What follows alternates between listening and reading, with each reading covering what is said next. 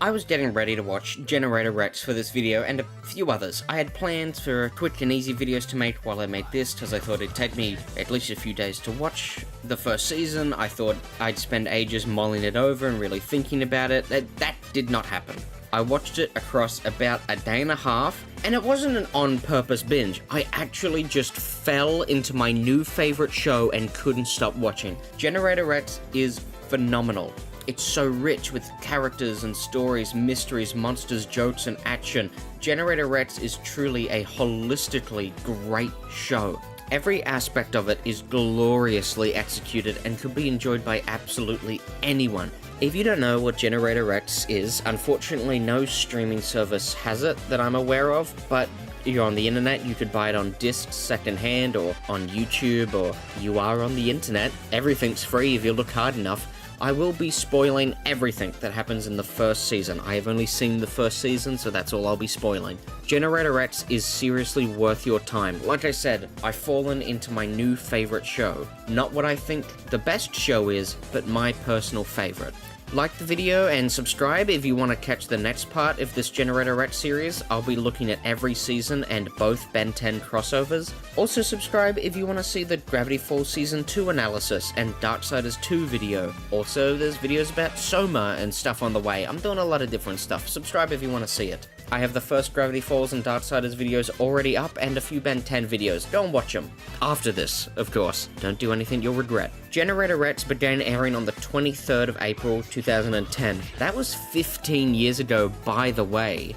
It was based off a comic called M. Rex that was created by Aaron So, Joe Kelly, and Duncan Rouleau, so you know it's going to be amazing. But the show, Generator Rex, was created by the Man of Action group for Cartoon Network, which makes it really hard to see exactly who did what. I'll be giving majority of the credit for the show's amazingness to the Man of Action team as a whole. Generator Rex himself is a 15-year-old mutant, basically.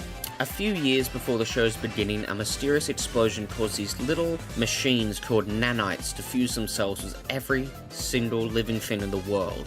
From viruses and insects to dogs and humans. Seemingly randomly, these nanites will just break and turn the creature into a monster, usually with a cool power for Rex to fight against. Rex himself has some form of master control of the nanites, using them to build massive constructs on his body and either cure, capture, or kill the evil mutants, or as the show calls them, EVOs, exponentially variegated organism. The good guys, in quotes, Providence is like the Men in Black of this world, and who Rex works for. We have a pretty good cast in Providence. Of course, Rex himself, his handler Six, Rex's doctor and very one-sided crush Dr. Holiday, Noah, Rex's best friend, and Bobo Haha. He's a monkey Evo. Plus we have a bunch of more tertiary characters like the pilot guy with the star, the two agents from the Kiev episode that return a couple times, and of course the one person in control of it all, White Knight. The mystery of this agency is the first hook the show gets into you. Immediately we meet Rex and Bobo in the plane. Who are these guys? And then we see Rex jump out of the plane and fight a giant monster and say his first lines of the show, incoming and thrill me. We then get a real picture of what's happening. It's a whole agency sent to fight this monster. Rex broke out, he wasn't meant to leave. We get a very quick look up the chain of command from a soldier to a captain to then Six and then to White Knight. Six tries to defend Rex and White Knight just does not care. Get the job done no matter what. Rex is obviously being watched and monitored all the time and desperate for some excitement. I love this opening. It's so fast, it gets you so into it. It's the best first minute of any show I've seen. The mystery, action, and character elements are firing on all cylinders from the very beginning. We also get some setups throughout the first episode, like Noah, who at first is just some nice kid Rex Matt, and goes on to have a much deeper story. And of course we meet the overarching villain of the show, Van Cleese and his pack.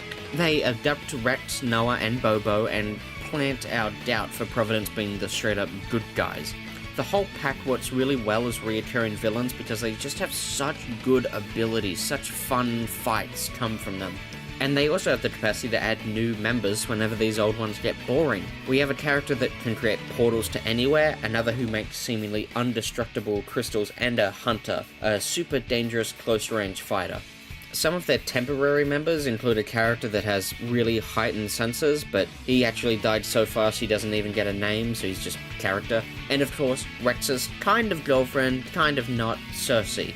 Rex's relationships with people was by far the most interesting part of the season. Rex is constantly used and abused, and getting to watch him grit his teeth and still fight to do the right thing was on par with some of the best Spider-Man comics. Cersei's turn to the pack was really interesting to watch. We catch up with her as a normal girl, and then discover that she's an Evo like Rex, which reinforces their relationship. And she's also fighting evil. Wow, that's great, just like Rex. It's that rising, she's perfect, and then we as the audience learn first that she's working with the pack. When it's Rex's turn to find out, he still tries to do the right thing, even though he's just been hurt. He offers her a place at Providence with him, but to her, someone who's trying to find her own power and freedom, that was like a prisoner asking for a roommate. The other big betrayal in this season was from Noah. During one of the already best episodes, The Lockdown, in case you're wondering, I love that episode, Noah has a moment of clarity right before he thinks him and Rex are about to die, that he really likes Rex and has to be honest with him. He didn't become Rex's closest friend by accident, he's a paid spy sent by White Knight. This is the closest Rex gets to being just done. It's been building for a few episodes and culminates with Noah's betrayal.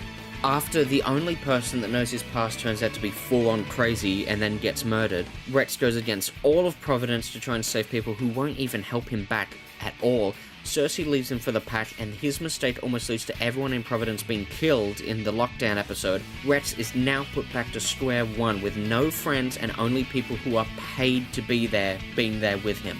Rex still keeps marching on and tries to do his best. Rex goes on to oppose White Knight, Six, the people he's trying to save, and all of the bad actors in the world to help as many people as he can. Rex is such a good hero.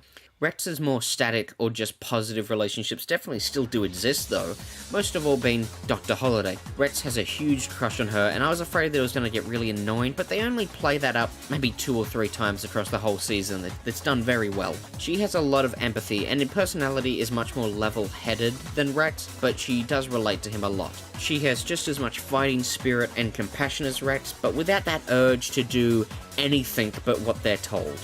Sitz is an almost silent killer, so named because he's the 6th most dangerous person on the planet. Wow, that's hard to say. He's very different to Rex. Rex is ready to sacrifice his body to help people, no question, but so much less ready to sacrifice who he is to help people. He's very personality driven. Sitz used to be more like that, but is now ready to change anything he has to about him to do what he needs to, namely to try and protect Rex, make Holiday happy, and give hope to curing the Evo mutations. Six has to be stern, have everyone listen, try to manipulate those above and below him, keeping the whole organization together and doing the most good he possibly can. Six is one of my favorite characters ever now. He really walks that fine line between over-the-top badass to the point of not really having a personality, and acting like that for a good reason. Rex, Six, and Holiday are the beating heart of the show, and I'd be happy just watching them. Rex's other relationships aren't as developed, but don't really need to be, or have such strong, simple personalities that they just work anyway. Thinking about the villains here, mainly, Breach is a broken schoolgirl that has been given that sense of control and power that she always wanted so badly by, ironically, pledging herself to follow Van Cleese. Beowulf is like old school Shockwave. He's super crazy devoted to the pack. He was the first to call Van Cleese master and is just throwing himself at those who oppose him. And a lot of the one-off villains are pretty good, but we'll talk about them later. Van Cleese himself felt a little weird this season. I'm not sure exactly what he wants. He seems to want Evos to be the natural state of people, or maybe he just wants to use Evos to take over the world, not with all the Evos on top, but himself. He obviously has no problem with manipulating and using Evos, so it's not like he views them as his siblings or anything. At one point they treat his weird arm thing as if it were his nanite mutation, and he loses it and leaves for a bit, and then when he comes back he just has it again. I swear they don't even bring that up. Van Cleese is so good at pushing Rex to his limits, forcing Rex to revive him by holding the whole world hostage. killing the seemingly only person that knew Rex's history, and using the letter of the law that Rex is beholden to take control of the world. Most vile of all is using Cersei's to manipulate Rex and drive a wedge between him and Six and Holiday. But Van Cleese leads very well into the mysteries of the show. He is at the heart of most of them. The mysteries that are at the heart of Generator Rex are the explosion that infused the nanites with everything. What was that? Who caused it? How do the nanites work? Just everything about them and the event that made them. But there's also more personal mysteries, like one of the things I haven't mentioned yet, Rex's amnesia. He remembers nothing before Providence, more specifically Six, found him. What caused the amnesia and who he was before now are both unknowns to everyone.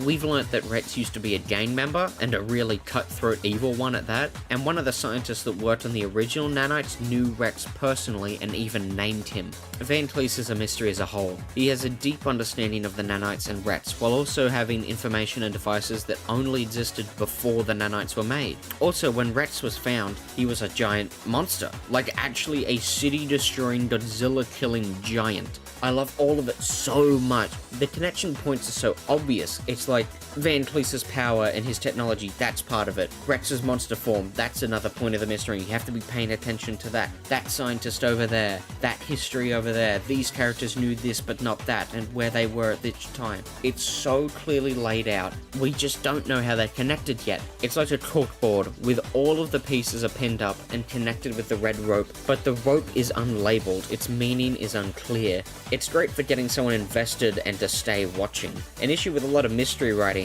I see now is that there will be zero hints or clues and then just bam, here's the whole thing. That sucks. It's just a story that necessitates itself not be told, and then is told through only the most boring exposition right at the end. But also, there's a lot of mysteries that are mysteries because it's a normal story that worked and was good, and then has a random twist right at the end that breaks all of the rules and ruins the story. That's not even a mystery, but the story thinks that because you didn't see it coming, it gets to be self-congratulatory and super indulgent. Generator Rex is not that, so far. I haven't gotten to the ending yet, but so far the quality would indicate that the answers will be just as satisfying as the setup has been. The show does do a very good job of getting the audience to join in with the mystery solving, to think. And this is so massively engaging because it makes the audience play a game with the story, to have a conversation with it, a back and forth. And when that game is fun and satisfying, the audience will be hanging on and paying attention to every single word the characters say. A personal experience when watching the show was when White Knight really casually says,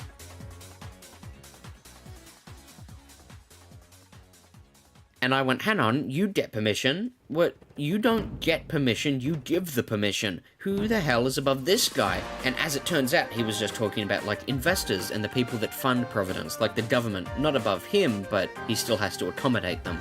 In most other shows, I would have just heard that line and either just not thought about it and focused on the bomb that we're dealing with, or thought, that's a weird script choice, probably a mistake. But Generator Rex got me so invested in the mystery, had a character dynamic and a way of speaking so consistent that I picked up and actually thought about that, inventing a mystery in my head that doesn't even really exist. So obviously, Generator Rex as a serialized show with character arcs, mysteries, and overarching stories is nearly flawless. I love all of it. But it does have a lot of episodic elements, one-off villains, side characters, and problems that need to be fixed. The show works really well in that aspect as well. Like I said earlier, the side villains are all pretty simple, but usually have consistent, understandable, and well-fitting motivations. Someone goes Evo and almost immediately Van Cleese swings in to kidnap his daughter and force him to attack a city. Someone is sick and his Evo ability is protecting him. Someone is getting paid to do it and his hubris leads him to become a raging monster. All simple things, but all very good at motivating a villain for 15 to 20 minutes. It balances very carefully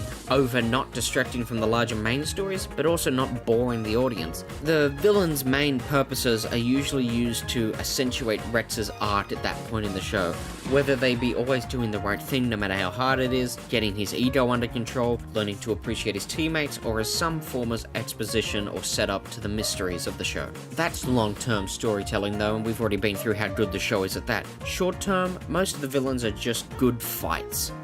The action sequences in Generator Rex are up there with JoJo's Bizarre Adventure and Jerry Sprinter for having the most creative, unpredictable, yet exhilarating and easy to follow fights ever. Because of how the power system works in those shows, almost any fight idea you can imagine could happen, with the main characters having multiple powers and each villain being totally unique. Anything can happen at any time for any reason. It's also so amazing to see a show like Generator Rex, where two fights, just describing it with words, can sound like two totally different shows, but still manage to fit together so cohesively because of the amazing writing connecting them. Rex has access to the ability to shape his nanites in his body, to make machines that grow out of him. He has the big hammer fist that can also be drills, a giant sword that turns into a saw, the punk buster boots, wings that can shoot off small or large hunks of metal like harpoons, a cannon that I love. It eats the ground and fires it into the Evos, and I love that so much because it grounds Rex in the scene. It doesn't just shoot off himself, it actually matters where he is fighting. He needs ammunition. Oh, and of course, probably the one every little kid wanted the most, he can turn his legs into a hover bike. The enemy Evos can literally do anything but only one thing each. They can have the control and production of viruses, just being really big, shooting acid, controlling other Evos, turning people into subservient zombies, creating portals, and way more. We haven't gotten into the max planes, guns, weapons, and everything Providence has, and we haven't even gotten to the few villains that aren't Evos. There is seriously so much you could do with all the combat between these parties. I absolutely adore every single little bit of action we get in this show. It is top notch. In terms of themes that run the stories, they're not super strong, not as in they're ineffective, but just that none of the stories are overly beholden to them. They're definitely there, but a character isn't going to not act like themselves or something totally random happen just to follow the lesson of the theme. This can be a really good and a bad thing. Of course, this really helps the surface level character and narrative storytelling, but it can leave the stories feeling all a bit samey. But I think Generator Rex avoids that pitfall pretty well by dividing and adding to the cast to help tell a one-off episode moral. This kind of groups characters with a certain character trait, and then the show will put them into a situation to accentuate that one trait shared in this one-off group. And then their other traits will cause a fight, giving the characters a chance to explain the morals and also give some drama, while never sacrificing the character writing for the theme. Think of the zombie episode, where the lesson is about when it's okay to kill someone, and we kind of get a slider of morality with the three main characters being Rex, who does not want to kill anyone, Six, who will if he has to, and White, who prefers to just kill something and get it over with. And of course, the situation that brings these traits to the surface is essentially an oxygen destroyer being put in the middle of a city. Really well done. And because of the left out characters that wouldn't have added much, we get much more time to focus on the interesting group. As an overarching idea for the series, I did notice a pattern in my viewing of a lot of the characters having turned their pain into passion, rather than letting the pain hurt them and them letting the hurt spread. Our heroes will turn that pain and hurt into perspective, compassion, and a desire to helping the most people that they possibly can in their field.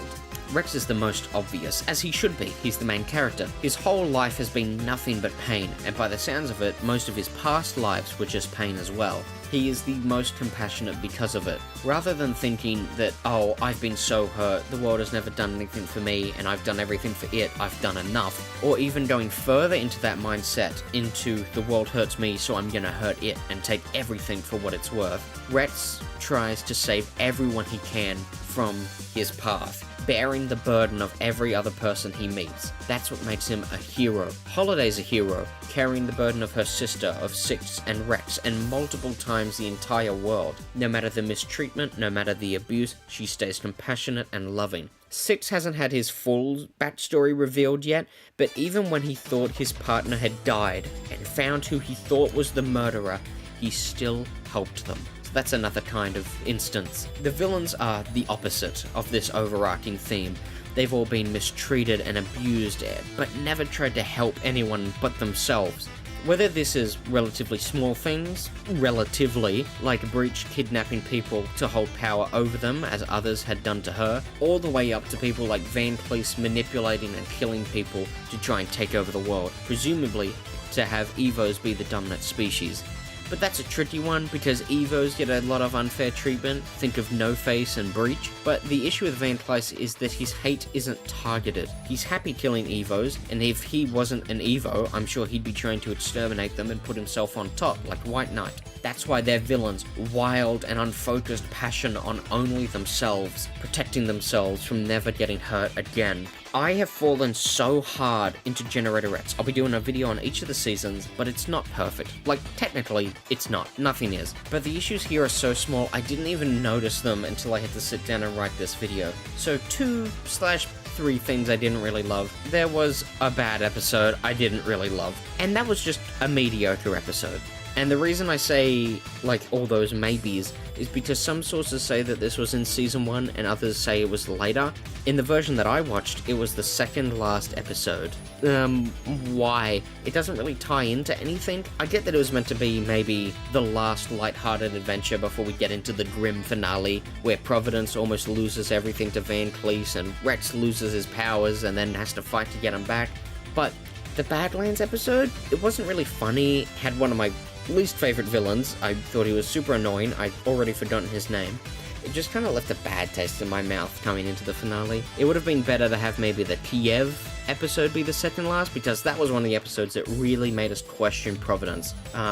Where Providence has left all of these people abandoned and suffering, basically cursed with being immortal mutants that are stuck in this one tiny little city. Wow, what a great episode, the Kiev episode. I might make a whole video just about that episode. I think that's my favorite episode, the Kiev episode. And that just sucks, because you go from the Kiev episode to Badlands to the finale, and it's just such a huge gap in quality right there in the middle.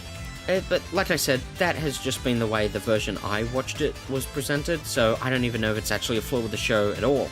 But two real concrete issues that I have with the show is the occasional undercutting of some serious moments and Bobo. So this doesn't happen very often, but it happened just enough for me to notice. Occasionally serious moments will be undercut with silly sound effects and music. The two worst moments were in episode 1.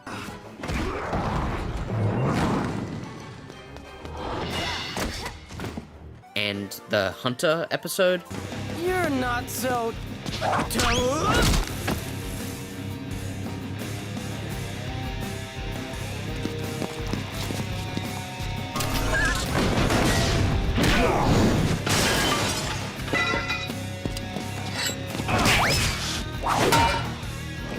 But yeah, I'm hoping they fix that in Season 2. It wasn't a huge deal, just happened maybe once an episode, or not even that actually, just a little thing.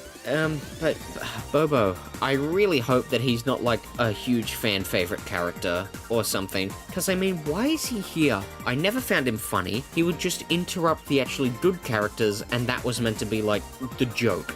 Early on, when Rex was meant to be totally alone, Bobo really ruined a lot of that feeling. Rex has just lost his girlfriend, his only true friend, nearly found a way to fix everything, and then had it torn away from him, and is now just going through the motions at work, on the verge of giving up. Oh yeah, and he has a talking monkey. It doesn't fit. Bobo doesn't fit into any of the episodes that he's in. I don't care for Bobo. He's not funny. He's just a very slight annoyance. He is voiced by John DiMaggio, and I do love John DiMaggio. Oh, and this one moment that I did not enjoy. Guilt, I didn't consider what you must be going through. The truth is... Like, come on, man. I love the mystery in this show, but that's just plain silly. For a pretty long, by modern standards, pretty long season of TV, having only 2.5 small issues is incredibly impressive. I'm so excited to watch and get to explore in Season 2. Season 1 had so much pain. Every character felt like such a hero struggling against the world.